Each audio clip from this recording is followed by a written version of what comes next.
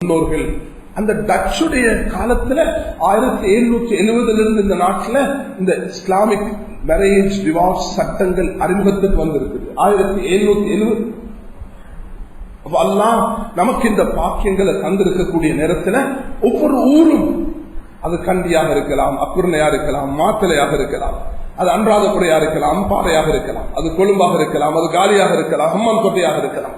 அந்த பகுதியில் இருக்கக்கூடிய காசிகளை அந்த ஊர் மக்கள், உலமாக்கள் எல்லாரும் ஒன்று சேர்ந்து அது சரியாக ஒற்றுமையாக மஸ்ஜிதுகள் எல்லாம் ஒன்று சேர்ந்து இந்த பாக்கியத்தை சரியாக எடுக்கணும். குடும்ப பிரச்சனைகள் வரக்குள்ள ஒரே இடத்துல தலாக்கு கொடுத்து பிரிவினையாக போகாம நாளுக்கு நாள் தலா உலகளாவிய ரீதியில முஸ்லிம் நாடுகள் அதிகரிச்சு வருகிறது. இதனால் என்ன நடக்கும்? தவறான சினாவும் காதலும் தவறான இன்டர்நெட் கனெக்ஷன்களும் இந்த இமெயில், இந்த ஹராமான இந்த காரியங்கள் மீது அதிகரிச்சு கொண்டு போகும். அந்நியர்களுடைய இந்த நாகரீகம் ஆடையில வந்தது மட்டுமல்ல, உள்ளத்திலையும் இடம் பிடிச்சு அவர்களை போல உள்ள 160 வருஷம் இல்லாத ஒரு சட்டத்தை இந்தியாவுடைய ஹைகோர்ட் சமீபத்தில் மாற்றியதை நீங்க எல்லாரும் படிச்சிருக்கிறீங்க. அதுதான் தன்னின சேர்க்கையில யாரும் ஈடுபடுறதுக்கு இந்தியா நாடு அனுமதிக்கிறது என்ற சட்டத்தை கொண்டிருக்கிறது. அதை உலமாக்கள் எல்லாரும் பயங்கரமாக ஆட்சேபித்தார்கள். என்ன இருந்தாலும் அதை உள்வாங்கப்படுகிறது. இன்றே இந்த தவறான செயல்கள் எல்லாம் உள்ளத்துல வரும் பொழுதே நாங்க எங்க போய்க்கு நிற்போம் என்று தெரியாது. அதனால கண்ணியமானவர்களே, நாங்க ஒரு முன்மாதிரியான சமூகம், எங்களுடைய சமூகம் என்றும் முன்மாதிரியாக இருக்க வேண்டும். நாங்க எல்லா விஷயத்திலையும் முன்மாதிரியாக இருக்க வேண்டும். எங்களுடைய ஸ்கூல்களும் பாருங்க, எங்களுக்கு 1960 நான் இந்த தலைப்புல ஒரு தனி ஹுத்பா இன்ஷா அல்லாஹ் ஓத இருக்கிறேன். எங்களுடைய நாட்டில் ஏற்பட்டிருக்கக்கூடிய கல்வி ரீதியான வீழ்ச்சி, இதை நீங்க கருத்துக்கிடுங்க. ஒவ்வொரு ஊர்லயும் முஸ்லிம் ஸ்கூல்கள் இருக்குது. 765 ஸ்கூல்கள் முஸ்லிம் ஸ்கூல்கள், ஆனால் 725 ஸ்கூல்கள் மிக்ஸ் ஸ்கூல்கள், ஆண் பெண் கலப்பு ஸ்கூல்கள் 725. அதுக்கு ஒரு மாற்றம் எடுக்கிறதுக்கு அரசாங்கத்துக்கு என்ன தேவை இருக்குது? அது செய்யறதுக்கு அரசாங்கம் ஆண் பெண் என்று அவங்களுக்கு எந்த தேவையும் இருக்க மாட்டாது. எங்களுக்கு தான் அந்த தேர்வு இருக்குது. நாங்க தான் அதுக்கு முயற்சி எடுக்க வேண்டும்.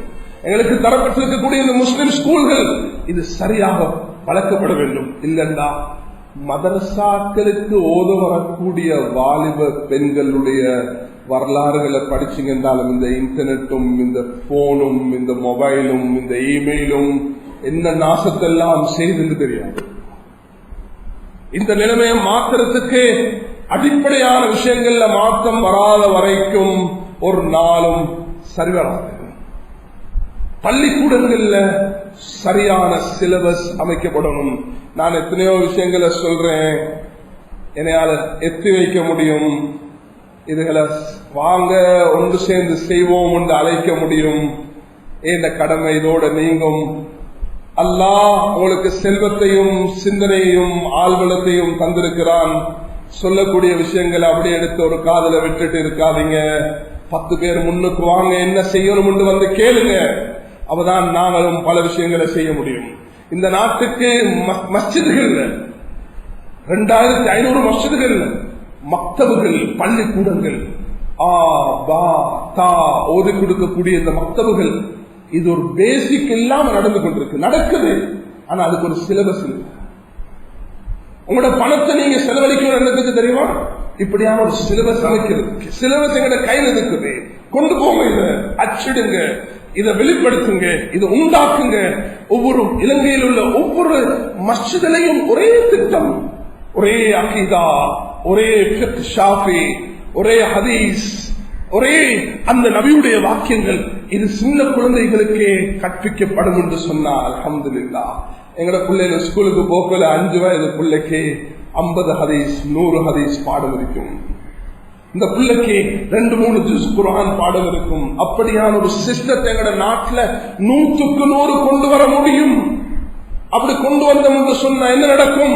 எதிர்காலத்தில் இந்த பிள்ளை டாக்டராக இருப்பார், குர்ஆன் அவருக்கு பாடம் இருக்கும். இன்ஜினியராக இருப்பார், குர்ஆன் பாடம் இருக்கும். பைலட்டாக இருப்பார், குர்ஆன் பாடம் இருக்கும்.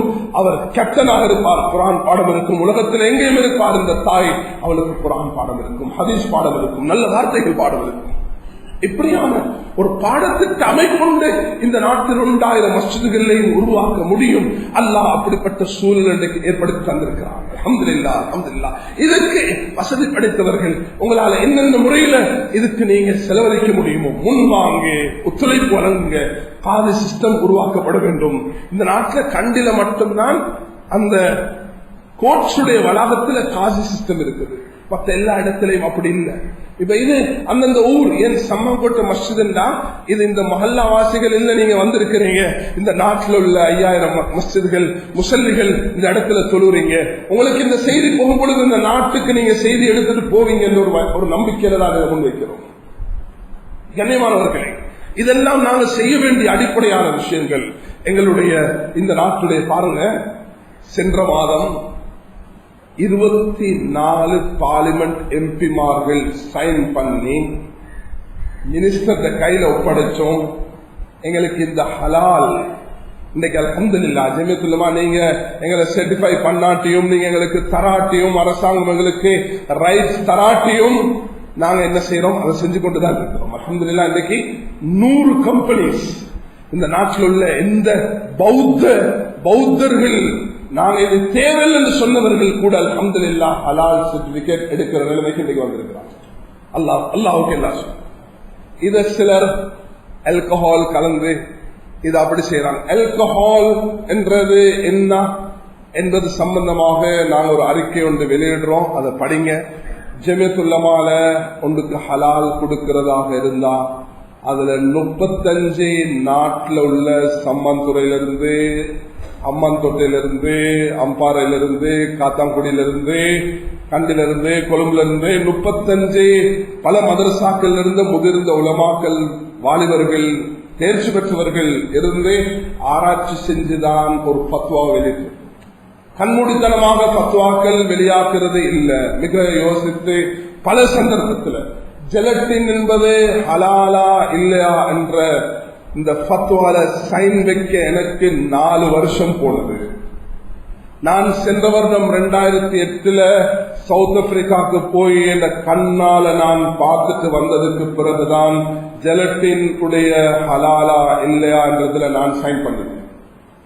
மேலான சகோதரர்களே, பெரியார்களே, இதன் மீது சிலர் நம்பிக்கை வச்சு இதை முன்னெடுத்து செல்லாத வரைக்கும் நான் ஒரு சமூகமாக வாழ முடியாது என்பதை உங்களுக்கு நான் சொல்லி வைக்க விரும்புகிறேன். பல விஷயங்கள் இருக்குது இந்த சமூகத்துக்கு செய்ய. சஹாபாக்கள் ஜகாத்துடைய பணத்தை வச்சு மாத்திரம் தன்னுடைய வேலைகளை செய்யல. எங்கள்கிட்ட இருக்கக்கூடிய ஆகப்பெரிய பலகீனம் என்ன தெரியுமா? எல்லா காரியத்தையும் ஜகாத்துடைய பணத்தாலே நிறைவேற்ற பார்க்கிறோம். ஜகாத்துடைய பணம் அது யாருக்கு போய் சேரணுமோ அதை போறதுக்கு வழி செய்யுங்க. அல்லாஹ் தந்த பணத்துல எதை செலவழிக்கணும்னு உங்கள்கிட்ட கேட்கிறாங்க. உங்களுக்கு தேவைக்கு போக மேல் மிச்சமான எல்லாத்தையும் அல்லாஹ்வுடைய பாதையில செலவழிங்க. சஹாபாக்கள் இந்த அடிப்படையில தான் உலகத்தில் எதையும் உருவாக்கினாங்க. கண்ணியமான சகோதரர்களே, பணம் இல்லாம எதுவும் ஓடிக்கொண்டுதான் இருக்கும். ரெண்டு அல்லாஹ் சில காரியங்களை செய்விக்க நாடினான் என்று சொன்னா அவன் எப்படியும் அதை செய்ய வைப்பான். அது அல்லாஹ்வுடைய சக்தியில் உள்ளதே. அதனால பல விஷயங்கள் இருக்குது. எனக்கு சில விஷயங்களை சொல்ல முடியாது. என் வாய்க்கு வந்ததையும் நான் தடுத்து நிறுத்திக் கொண்டேன். அல்லாஹ் போதுமானவன். மேலான கண்ணியமான சகோதரர்களே, பெரியார்களே, ஒவ்வொருவரும் நீங்க இந்த விஷயங்களை மனதுக்கு எடுங்க. நாங்க ஒரு சமூகமாக இருக்கணும்டா. சென்ற மாதம் நான் சொன்ன ஃபத்வாவை திரும்ப திரும்ப கேளுங்க. இப்ப அல்ஹம்துலில்லாஹ் வெப்சைட்டும் லான்ச் பண்ணி இருக்கிறாங்க. அதுல ஃபத்வாக்களும் இருக்குது. திரும்ப திரும்ப போடுங்க. பயான் மட்டும் இல்லை, இது ஒரு செய்தி. இது ஒவ்வொரு உள்ளத்தையும் தொடரும். ஒவ்வொருவரும் இதை தொடர்ந்து எடுத்துக்கொண்டு போகணும். மதிக்கணும், மரியாதை கொடுக்கணும்.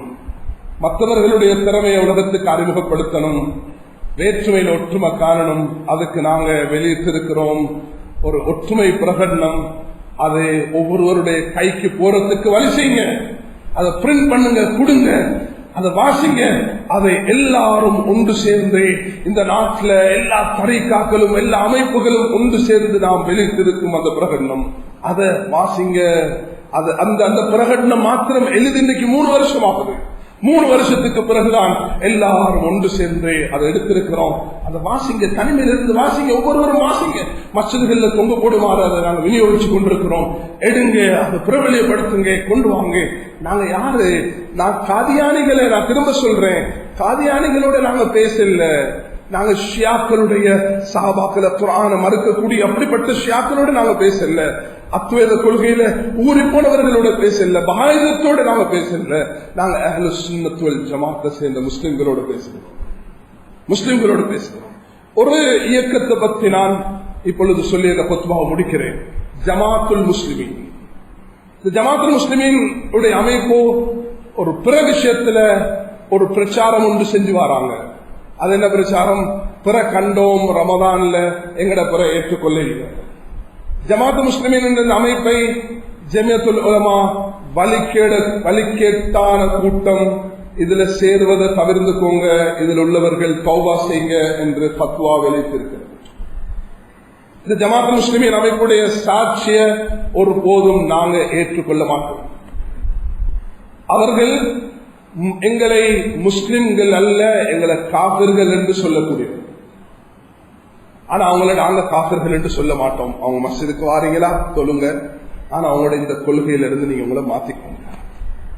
கண்ணியமானவர்களே, இதை நாங்க பல வருஷம் ஆராய்ச்சி செஞ்சு கடைசியாக இந்த ஜமாத்து முஸ்லிமினுடைய அமைப்புல உள்ளவர்கள் தன்னை பாகிஸ்தானோட இணைச்சி வெளிப்படுத்தி இருக்கிறார்கள். நாங்களும் எங்களோட பாகிஸ்தான் சென்டரும் ஒன்றுதான்.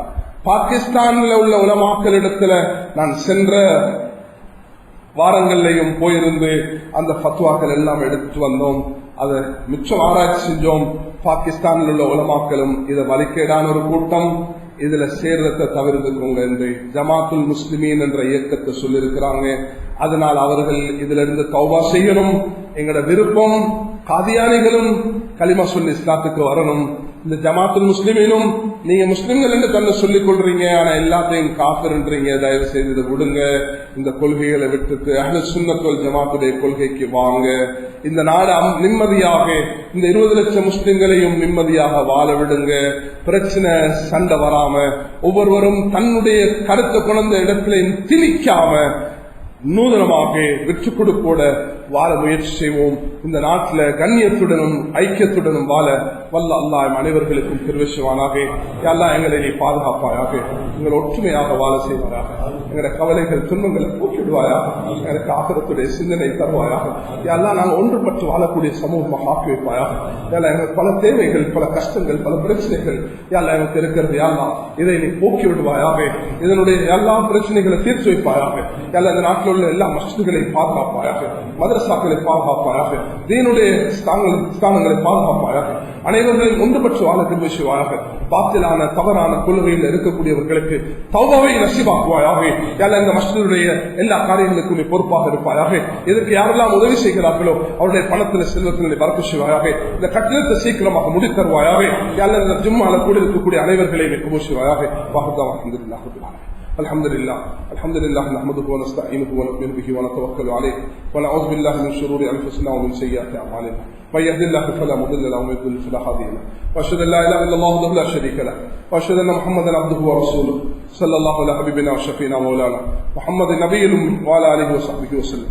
اما بعد فيا ايها الناس وحدوا الله فان طاعه الرسول طاعه واتقوا الله فان التقوى ملاك الحسنات. عليكم بالسنه فان السنه تعدل الطاعه ومن اطاع الله ورسوله فقد رشد واهتدى واياكم والبدع فان البدع تعدل المعصيه ومن يعص الله ورسوله فقد ضل وغوى. قال الله سبحانه وتعالى لقد كان لكم في رسول الله اسوه حسنه. بارك الله لنا العظيم ونفعنا واياكم بالذكر الحكيم واستغفر الله لسائر المسلمين فاستغفروه. அஸ்ஸலாமு அலைக்கும் வரஹ்மத்துல்லாஹி பரகாத்துஹு. அன்பான சகோதரருக்கு ஒரு அன்பான வேண்டுகோள். இந்த பயான் சம்மான் கோட் பள்ளியில் ரெக்கார்ட் செய்யப்பட்டதாகும். மேலும் இந்த பயானை www.redmasjid.com வெப்தளத்திலும் கேட்கக்கூடிய வசதிகளும் உண்டு என்பதை அறிய தருகிறோம்.